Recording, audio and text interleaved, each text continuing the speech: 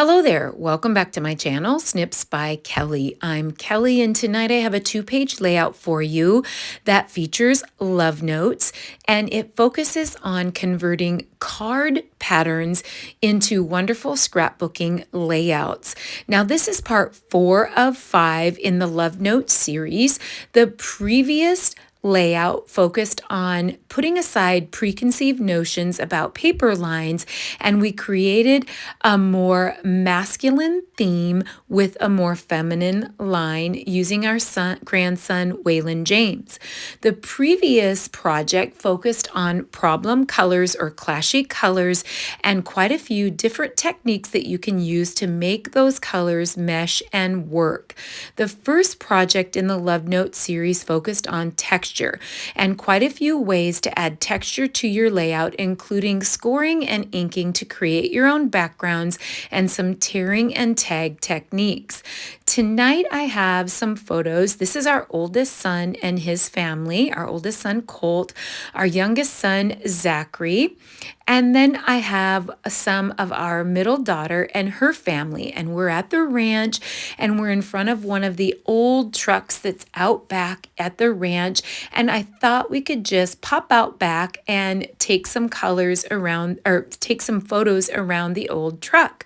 Now, with the bright and bold colors of Love Notes, I thought that I would convert the photos to black and white. So I have a photo of my husband and I, a couple photos of our oldest son and his family, our youngest son, and then our daughter, all around this same old truck. And I thought that it would be wonderful to use this free pattern from last winter that is a card pattern from Allison Davis, and it was free on Scrapbook and Cards today. And I thought I could stretch this card pattern and create a wonderful layout out of it, and I love to do that. So I pulled Tailgate Greetings and thought we might be able to use the truck stamp, and I love this little striped stamp. And on the card pattern, there's a little dashed line in the shape of a cross, and I thought I could use that striped stamp from Tailgate Greetings. Now, I have reviewed all of the materials and supplies in great detail in the first layout in the series, and I will link videos 1 through 3, the first 3 projects in this 5-part series, up in the description so you can check all of those out. But we are using the Love Notes bundle. So what I did is I stretched the pieces in the card pattern, and I created the block pieces. So we have 5 by 5 1/4 by 7 are the larger pieces, and 4 by 5 1/4 are the smaller pieces. And I thought perhaps I could just mirror those pages, which is a great technique when you're trying to create a single layout into a double layout, is just to mirror that pattern. So I'm going to create a larger version of the card pattern on the left and then mirror that pattern on the right. And it's a really great technique when you love a single page pattern and you want to be able to create a double page out of that. So I envision just kind of arranging the photos around the larger pieces and then doing some stamping on the transition strips. So on the original pattern, it had dashed lines in between. And actually, on that last layout, I used these starbursts, and I thought, oh my goodness, I found this pattern after I had used starburst on the previous layout, and I thought maybe I could carry through some more of those starbursts to go with the theme. So what I'm doing is I'm using my Versamat, and I have a 1/2 inch by 12 inch white daisy piece. I'm going to lay it down with washi tape and put it evenly on a 1/2 inch segment.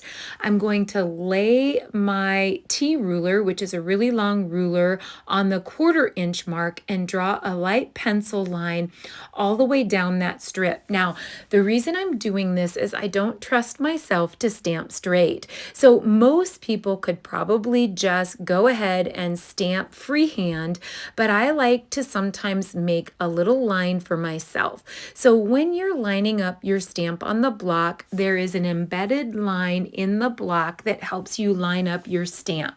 So I've lined up this diagonal stamp onto the block, and I'm just centering my stamp onto that drawn line, and it makes it so fast. So taking the time to draw the line actually makes you shorten the time that it takes to stamp, because you can go right along that piece and stamp really quickly. And I just kind of butted the end of the stamp up next to each other to create that fluid diagonal line, and I love how it looks.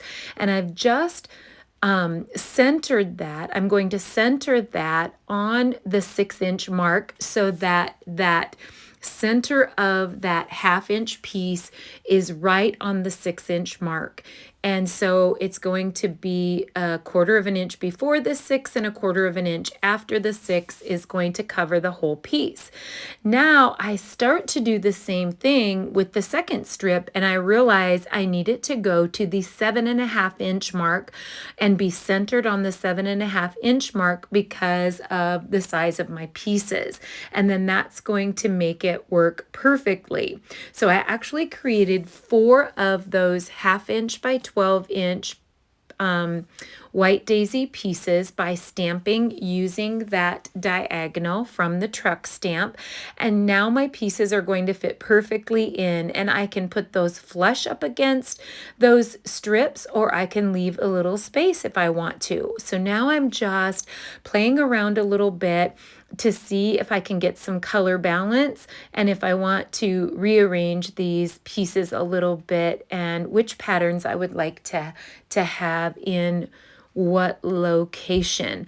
I kind of like the idea of toggling the colors so that they are diagonal across from each other, but I'm going to lay them there just for a second and get those other strips in place.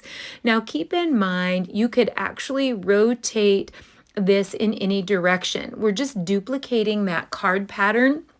And so we could actually rotate those pieces in just about any direction. I like kind of having them mirrored and having the 2 smaller sections next to each other and coming together in the center. So I'm just going to put these in place, but I kind of want to double check that I have the patterns where I want them to be. And I do think I want to have scarlet across from scarlet, and then I want to have the peach across from the peach on a diagonal, the floral across from the floral on a diagonal, and the heart across from the heart.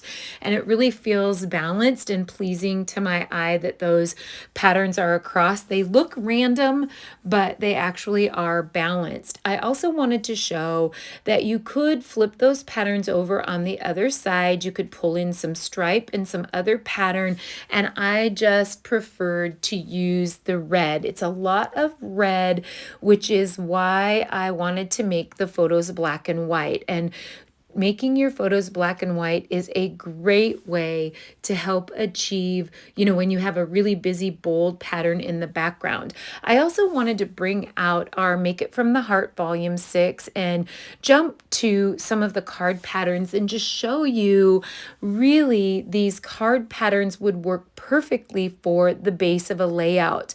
I think every single pattern that I'm turning to here would make a great base of a scrapbook layout. So it's a wonderful thing to find free patterns or to use our Make It From the Heart pattern books. We have wonderful card patterns and scrapbook layout patterns. And if I've gone through and I feel like I've really overused some of the scrapbooking patterns, I will just start using card patterns, and they work just as well as scrapbooking patterns. So now I think I'm going to arrange this so that I have my husband and I, my daughter, and my youngest son on the right page, and then I have our oldest son Colt and his family on the left page. And I like the idea of sort of making an L's that are the opposite of each other, and then maybe building the cluster up in between the photos. I did pull a scrap of striped paper in case I need to break up some of the red. I don't end up needing to do that. I do use some tiny little strips of that, but I don't end up needing to do that. So I have a white truck from the tailgate greetings that we'll do some coloring on and some distressing on here in a little bit. But basically, these are the bits that I have left over from the bundle. So if you were watching along with me on projects 1 through 3, I had put all of the stickers from the sticker sheet in my Junk Gypsy tray. I made some starburst circles and some scallop circles on the Cricut. I put all of the circle stickers with the circles and the star stickers with the star stickers with the star stickers, excuse me, and the title opportunities with the title opportunities. But because I actually used the starbursts on the project number 3 in this series, I have some of those left that I think are going to work great on this, and I don't have a problem using starbursts more than one on layouts in a series. So there's 5 2-page layouts in this series, and I think it does a workshop good to have some themes. And so we do have some scallop circle themes, some starburst themes, and some sticker circle themes that are running throughout these layouts. And so just being a little bit true to the pattern, but also knowing that a card pattern is smaller than a scrapbooking pattern. So it's probably going to take either larger pieces or more pieces as fillers on a scrapbooking page than it would take on a card, which just makes sense. So I'm playing around with the starbursts and with the scallop circles, and I'm just kind of trying to make a nice cluster up the middle on a bit of a diagonal there that will be super pleasing to your eye, and that'll help draw your eye to the upper photo on the left and the lower photo on the right. And sometimes we feel like visual triangles have to be literal triangles, but having a nice swoop up, down, up in the center of those, your eye starts on the lower left, goes up to the upper right. Then if we have another cluster on the opposite page on the lower part of the page, the lower center part of the page, it's the same concept as a triangle.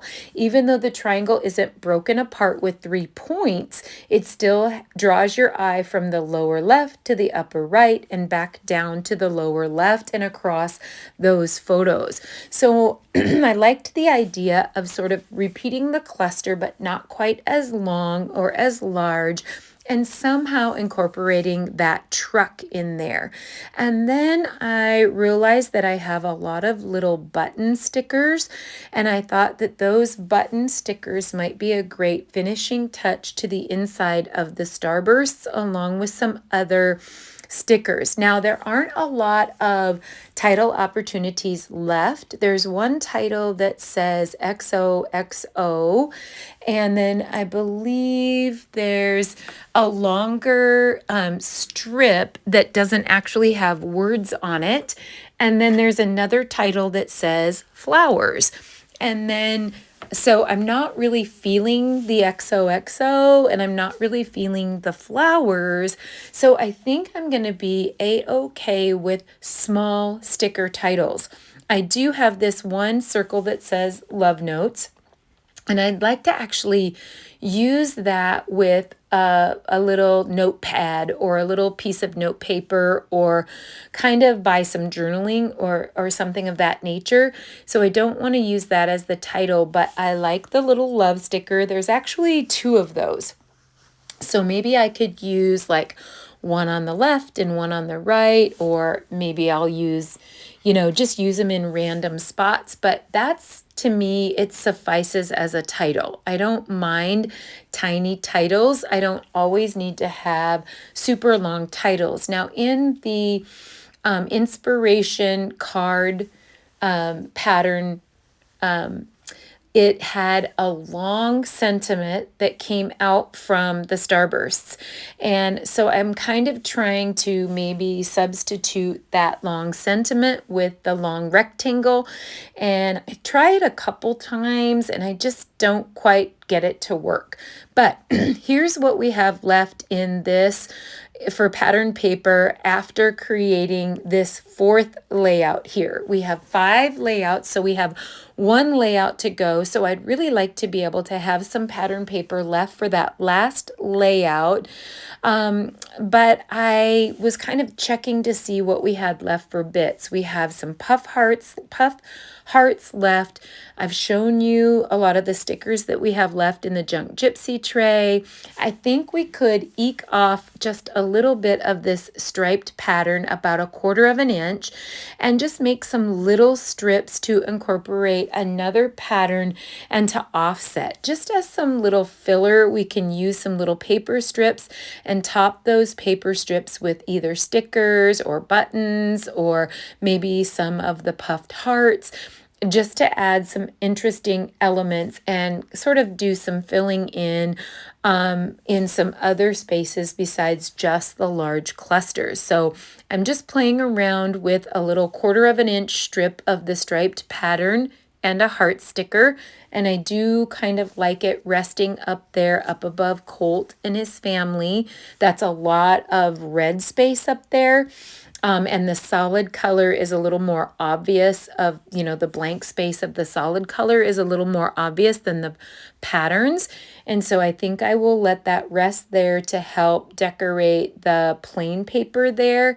And then I have an odd shaped piece that's left over from a banner that I cut on the last layout.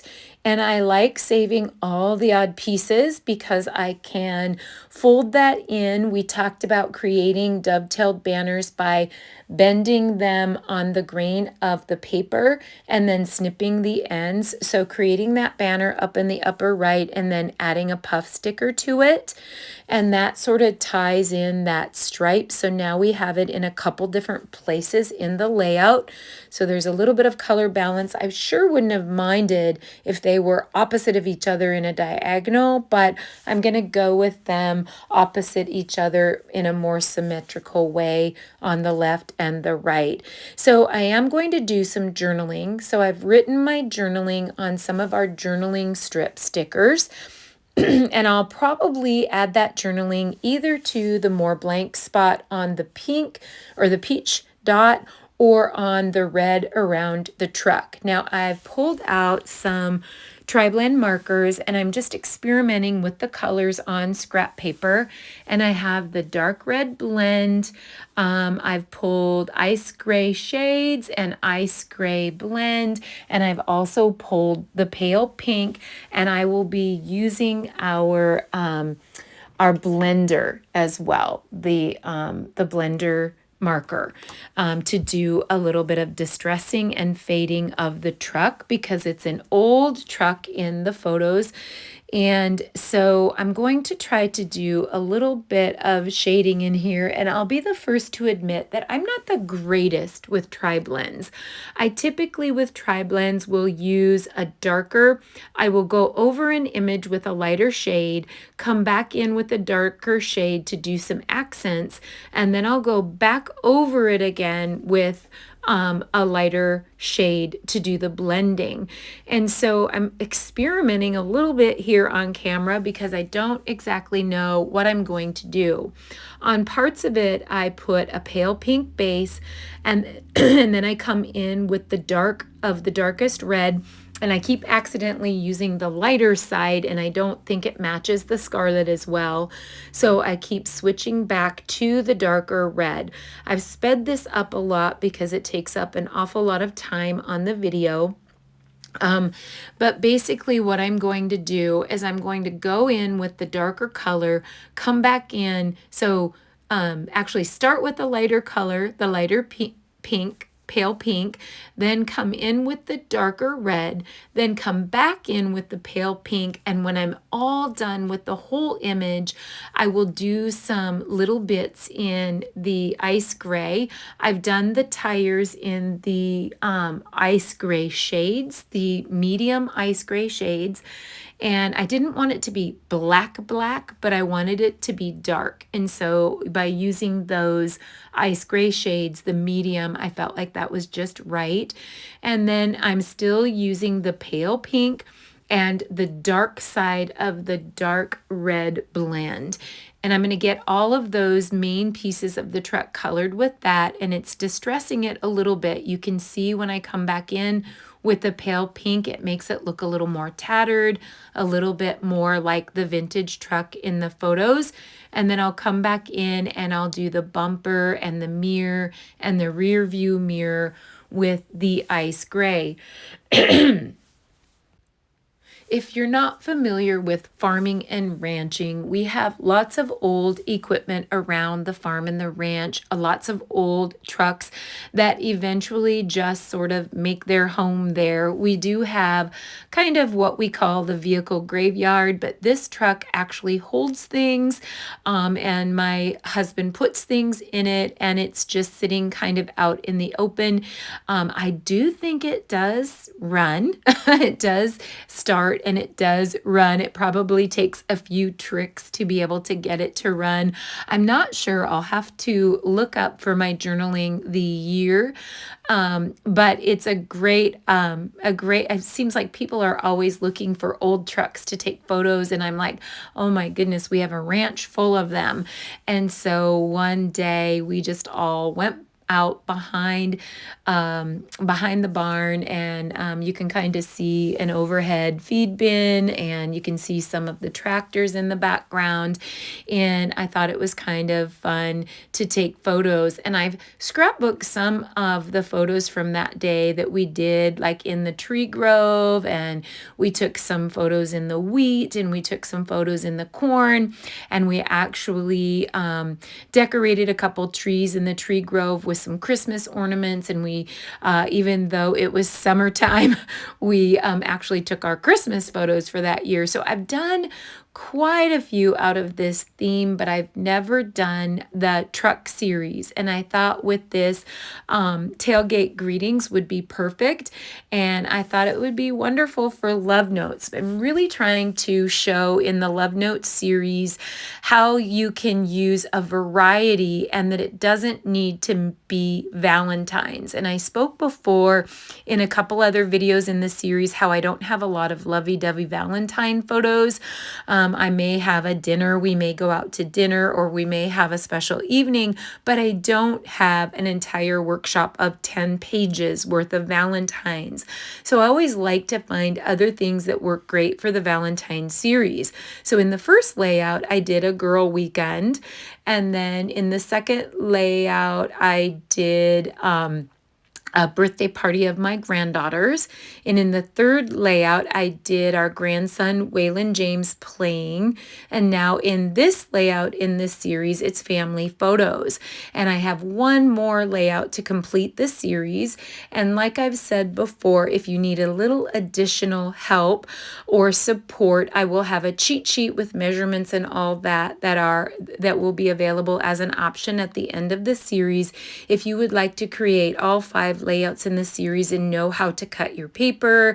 And it'll have a supply list, it'll have the dimensions on how to cut your paper, and it will have full color photos. Otherwise, you can simply follow along with the videos. I've tried to be really good about giving all the measurements and the details so that you could actually recreate it yourself just by following along in the video. And again, it's the Love Notes bundle that we're using, and I have linked all of the supplies in the description that we're using in the entire series, as well as the other videos are linked in the description as well. So the cool thing about the truck stamp is that you can personalize the license plates, and there's all kinds of things that you can say on the license plates. I've chosen to say blessed because, of course, my layout is about my family and it seemed to be the most fitting. And that's why they call it tailgate greetings, because you can pick all of the different things that you would like to say on the tailgate. So now that I have that colored, I'm almost feeling like the red that I've colored on the truck is a little bit too clashy with the solid red. And in retrospect, or in hindsight, I maybe should have put the peach pattern under where the truck was going to be. But since the pieces are already in place, I'm going to do a fixaroo here. I'm going to grab another starburst that is a different color that could help offset the truck a little bit so that it isn't the red on red. And so I'm just going to add another starburst and work with this cluster just a little bit and pop the truck. Now I do pop the truck up on it. I do try a plain white circle to see if that would help instead of using another starburst, and I just didn't like the look. It just wasn't working for me. So I decided to go back to another starburst and just have that truck rest on the starburst. And a lot of times you can use things to offset colors or to color balance or to separate colors if you have light colors on top of light colors.